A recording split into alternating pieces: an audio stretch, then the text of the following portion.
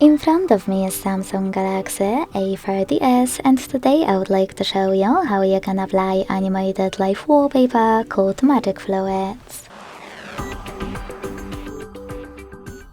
Begin by opening Play Store and getting this app called Magic Fluids Light Fluid Theme from Mad Scientist developer. When it's ready, open it, and to mute the music, click at the bottom left corner. Then select Consent, click on this gear at the top left corner and manage all of those options however you want to. You can even select presets, click on the best one and tap on Yes. Then adjust all of its settings.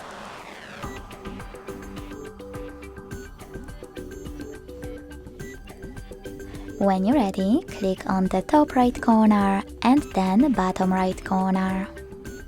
Hit Set as Live Wallpaper, select Yes, tap on Set Wallpaper and finally decide where you wish to apply it, on home screen or home screen and lock screen.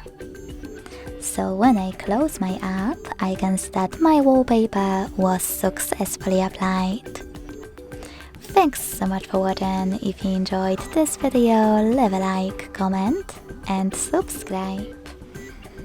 Bye!